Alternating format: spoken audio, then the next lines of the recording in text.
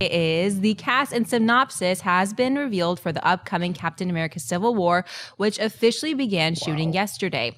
3 major additions to the cast were announced, as Paul Rudd will appear in the film as Scott Lang / Ant-Man. William Hurt reprises his role as General Thaddeus Thunderbolt Ross, last seen in The Incredible Hulk, and Paul Bethany returns as Vision. They join Chris Evans, Robert Downey Jr., Scarlett Johansson, Jeremy Renner, Sebastian Stan as the Winter Soldier, Anthony Mackie as Falcon, Don Cheadle as War Machine, Elizabeth Olsen as Scarlet Witch, Chadwick Boseman as Black Panther, Emily VanCamp as Agent 13, Daniel Brühl as Baron Helmut Zemo, Frank Grillo as Crossbones, and the recently announced Martin Freeman in an undisclosed role. The film is described as follows. Captain America Civil War picks up where Avengers Age of Ultron left off, as Steve Rogers leads the new team of Avengers in their continued efforts to safeguard humanity. After another international incident involving the Avengers results in collateral damage, political pressure mounts to install a system of accountability and a governing body to determine when to enlist the services of the team. The new status quo fractures the Avengers while they try to protect the world from a new and a nefarious villain. John, what do you think about all this news from Captain America Civil War? It's a little bit of overload, actually. I mean, that's a lot to come out. Okay, well, let's start with the obvious one. Okay, a lot of us assumed that at some point they were going to say Paul Rudd was going to be Captain America Winter Soldier, because, some people saying, Avengers Age of Ultron just doesn't lead into Civil War enough. And we kept trying to tell people, there's another Marvel film between now and Civil War, and that's Ant-Man. And ever since that one trailer came out where you hear, I think it's Michael Douglas's voice going, if you give everybody the power of the gods, there's going to be chaos. It's like, that sounds like something that could probably segue or play a part into the ramping up to Civil War.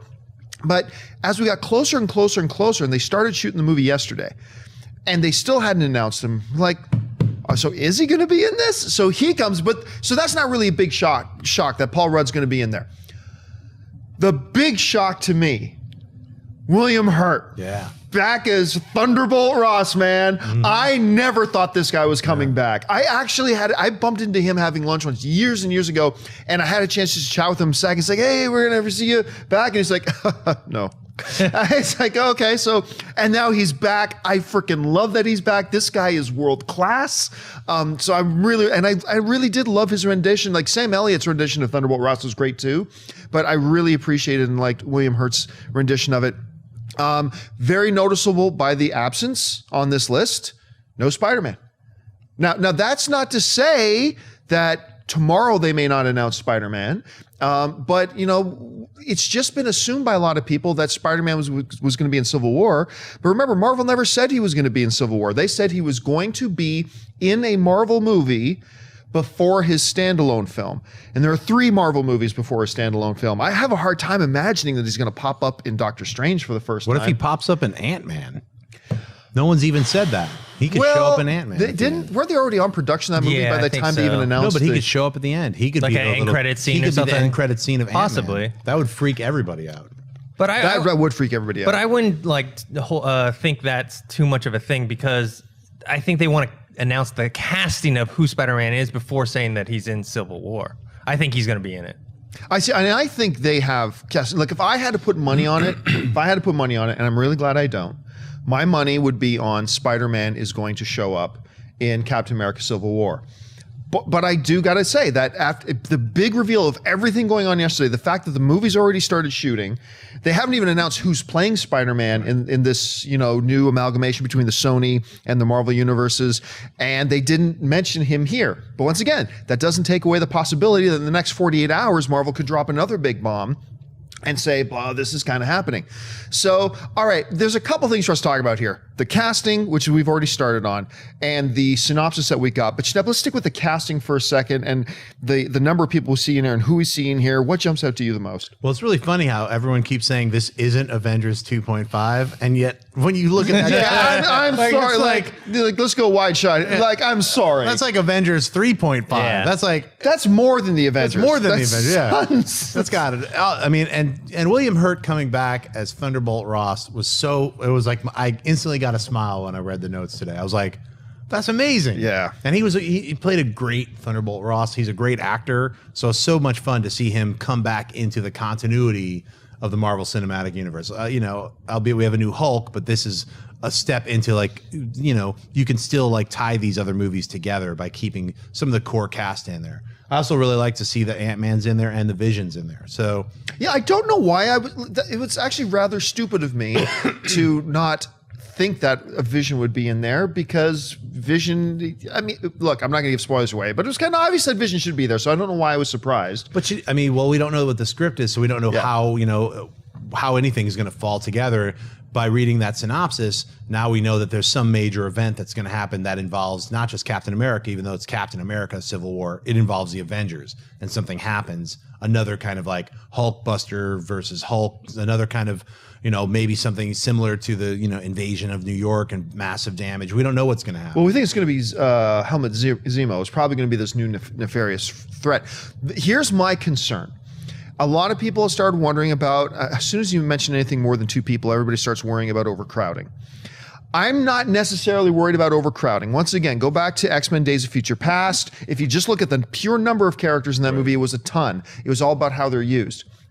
So I'm not so worried about overcrowding.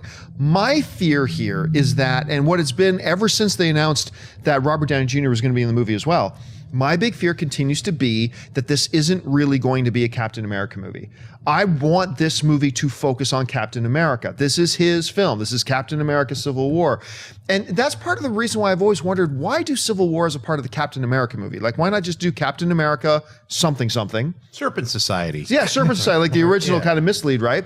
And then do a Marvel Civil War as a separate film, whatever. But look, Marvel knows what they're doing. They have earned our benefit of the doubt. I'm sure they're going to find a way to make this Captain America movie. But when you look at all of these guys, it's tough not to worry about. Do you think it's going to be a problem, or do you not worry about that? I don't think it's going to be a problem, just because of the way the story is set up. The story is set up for people to take sides. And I think that's probably one of the more interesting things about this movie is, like, we know from the comic book, you know, where Iron Man stands, where Captain America stands, what Spider-Man, if he's in the movie, what his role is. I wonder, like with Black Panther, remember, we haven't been introduced to him yet. So is this the movie? Because there's only one movie between this and Avengers Age of Ultron, which is Ant-Man. I don't know if Black Panther's going to be introduced in that. And then also, the way Ant-Man's going to be used, because in the comic book version, it was Hank Pym, and it was like kind of his scientist side, him with Reed Richards and Fantastic Four.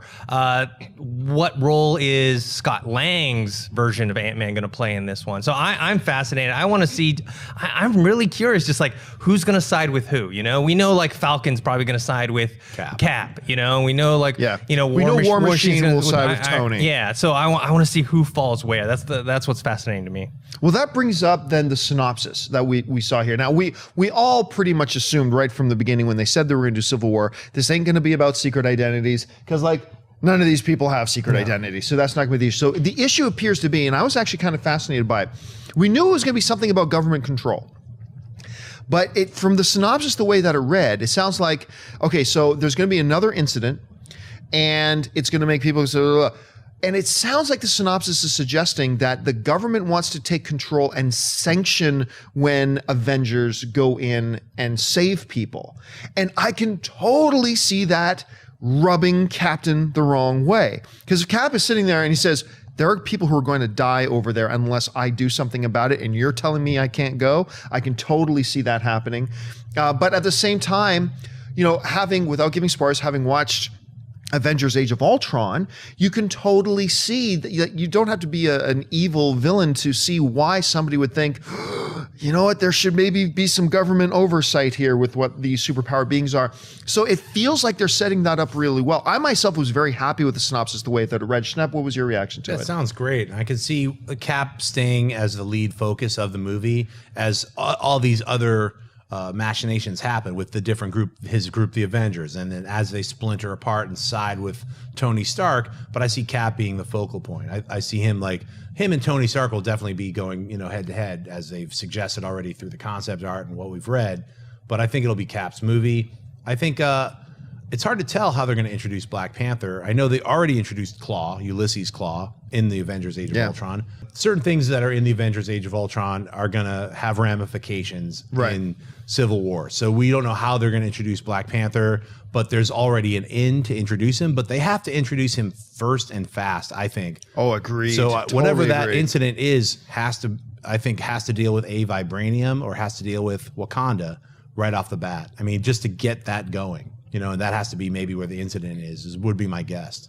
Yeah, and they need an inciting incident because of the comic book. It was like the New Warriors and some reality show that they were on. Right. So they can't do that. We don't know those characters. So maybe they will tie it into to Black Panther. That way they can kill two birds with one stone.